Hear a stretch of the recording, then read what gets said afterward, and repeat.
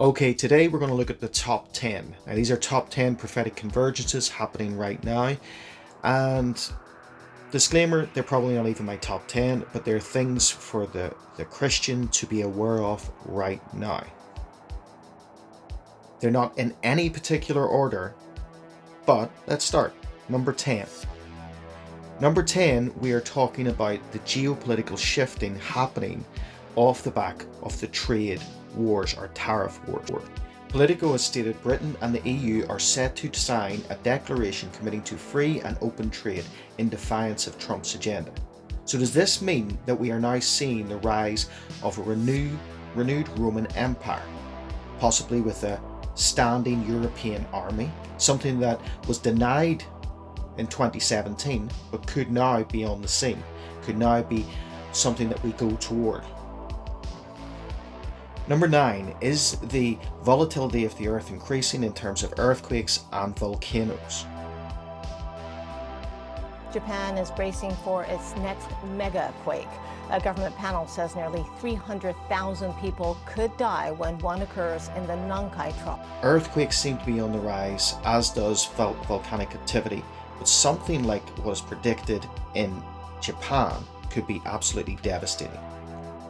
This now brings us to number 8, and the Bond movie style agenda that has been adopted by the UK government to blot out the harmful effects of the sun. It's called the heat resilience strategy. Now, we spoke about this a few months ago, and strategies such as spraying chalk into the atmosphere to diffract the UV rays hitting the Earth. It is lunacy, it is crazy, it is Gaia worship, and it is straight out of Revelation 17 in terms of the approach and the agenda behind it, but also the economics behind this. The UK government have given 22 billion in grants to this. What happened to the 22 billion black hole that they complained about for so long? Okay, number 7. We now have in place the ratified pandemic agreement. So this is the pandemic treaty that was signed on April 16th, ratified by the WHO, an unelected, untaxed body that can prepare things such as lockdowns and initiate lockdowns on the idea of a new pandemic coming out. This is Orwell, and to me this represents the biggest transfer of what should be democratic powers to an unelected body that can now control what happens in the rest of the earth. The scariest part for me is that it provides within the framework the transfer of powers not just to a body but to the Director General of the World Health Organization, as in one individual making the decision on what happens in the rest of the world. It's as if, for me, they're reading the book of Revelation and they're preparing a seat for the Antichrist. A position that many are looking for, as we see with number 6. That Matthew 24 predicts false Christs and false prophets. Abdullah, the successor of Imam al-Mahdi alayhi salam, the successor of the Comforter Ahmed, the successor of Simon Peter, the successor of Muhammad, the successor of Jesus Christ.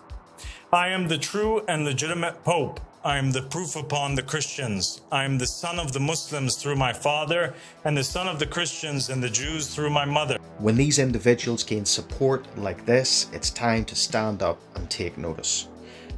These are the days that we're living in, the days that Jesus predicted. As number 5 points out, these are days marked with genetic manipulation.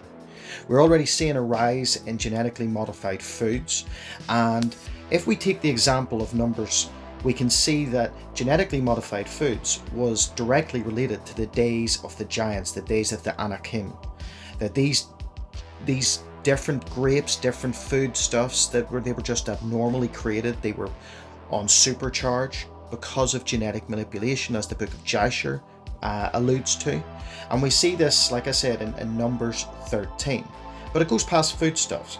When we look at technology like CRISPR, and we can see governments grabbing hold of this technology, it is to create things like biologically induced super soldiers, transforming the DNA, taking people away from humanity and creating something else. creating man in man's image in the ideological framework of the Theosophist and the Luciferian to bring us to the point that is qualified in Matthew 24:37 as the days of Noah. The fourth prophetic convergence to watch for, and it is happening right now, is the use by elites of crisis moments to control society. We have seen this in the past, but we're seeing it again. And now with the new World Economic Forum interim head, Peter Brabeck, we can see that water in itself is tradable. That's what he looks for. But if we look to what is happening in Europe right now, we have seen the likes of Portugal and Spain and others, and it seems to be others to come. Others have initiated different acts to secure their electric supply, but we're seeing power cuts like never before right across the nations. Now, this is something that has been predicted, and this is something that I think will be used and manipulated. Because as the old adage says, never let a good crisis go to waste, I think that this crisis will be used. And it is by no mistake that there are things in the pipeline, things being planned, such as the rollout in October of the European Central Bank Digital Currency, or the European ID, which will lead to the European Central Bank Digital Currency. We're seeing digital IDs rolled out. We will see the move towards central bank systems, stable coins and the like. And with digital IDs, that becomes the framework for all of these things to be put in place. If you've got a digital ID, then you can trade. If you don't, well. Number 3 is to be really encouraged by.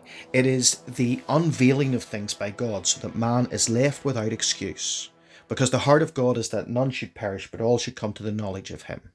And we see this in Daniel 12:3, that knowledge will increase in the end times, and there will be the revelation of things, such as the discovery of the Dead Sea Scrolls in 1947, such as the discovery of Noah's Ark in 1947 and 48.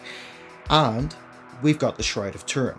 Now, there's been recent evidence brought out by the Italian crystallography department where they have dated the Shroud of Turin 2,000 years ago to the time of Christ, defeating the carbon 14 dating, which is always controversial.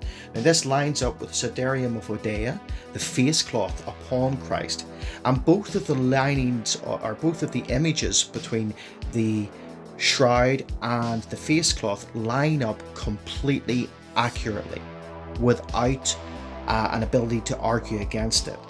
And this, to me, is just another example that this will bring people to the Lord, because people will look at this and go, well, this provides evidence. You see, there's evidence in historicity about Christ. There's evidence in extra biblical sources about the authenticity of the story of Christ and the crucifixion, the resurrection, and therefore I believe that God is saying to us that he wants us without excuse. So I think there's going to be more and more revelation of things, including in archaeological form, including in historical form, but there's going to be more and more revelation pointing to Christ. Even when it comes to AI, we have seen that recently it has been displayed that things like ChatGPT and other resources have been asked the question as to the authenticity of the gospel and Jesus and who Jesus claimed to be. Now, these independent artificial intelligence systems have all concluded that Jesus is the truth, that Christianity is the truth.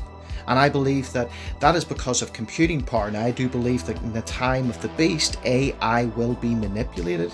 It will be manipulated to identify the beast as the Messiah, as the return of Christ, as God incarnate. And that will come as the point of manipulation. But at this point in 2025, we know that it is identifying Jesus as the truth. And I'm believing that that will wake people up too.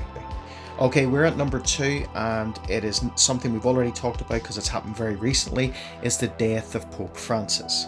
Now, we've talked about this in terms of St. Malachi's prophecy and what all of that means, that could he have been the 112th, or was he considered an anti-pope?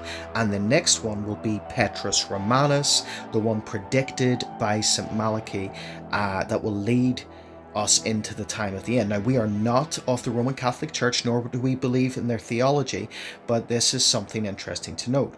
What also is interesting to note, that is on the 17th of December 2023, the birthday of Pope Francis, there was a lightning strike in his hometown of Buenos Aires. Now, it was also the same day that Pope Francis had decided to declare his support for blessing same-sex unions, something that goes against doctrine, something that goes against the Bible, something that goes against the very core of what the word speaks about. Now, when this lightning struck, it struck Peter's statue, the first pope according to Catholicism. Now, we do not hold to that theology. And what we saw on that day was the removal through one lightning strike of both the halo around Peter's head and the keys that are depicted in Matthew 16, that Peter was given to the keys to heaven. Now, that is not the case, and that is not the theology that we hold to, but it's interesting to note that perhaps one of the things that has happened, and one of the things that was forewarned by God through signs, seasons, and times, such as a lightning strike upon this statue, was that the papacy and the following ruler or following pope that would come into that papacy would not operate in any kind of power, would not operate in any kind of authority, and instead it would be removed of its authority. And perhaps the next pope would be the one that actually brings us into Chrislam, brings us into an end time apostasy that is seen in Revelation 17. Now, just to reiterate, we in no way hold to any Roman Catholic doctrine, but it is interesting to note that God is showing up. Now, number one is the growth of Chrislam and the growth of apostasy. Now, we're seeing this in many different forms, but we're also seeing it within political structure of attacking Christianity, such as the law that was proposed by Labour councillors in England in Aldershot to stop street preaching, but also with those in government and those in royalty and those in political office and religious office promoting interfaith movements such as Chrislam. Now, this in itself is worrying and is a prophetic convergence, but also what we're seeing right now is an increase for the call of the Third Temple, with 47% increase of Jewish worshippers going up to pray or going up to worship on the Temple Mount. Now, the call of the Third Temple, we know this will be the housing that will allow for the Antichrist to come on the scene and declare himself as God.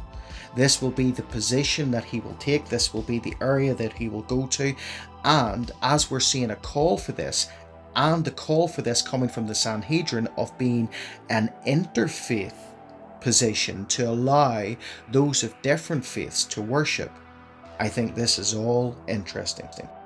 This is probably not even my top 10, but I think it's interesting, and God is putting these things in my heart right now. So I'm interested to know, what are your top 10, or what are the prophetic conversions that are catching your eye?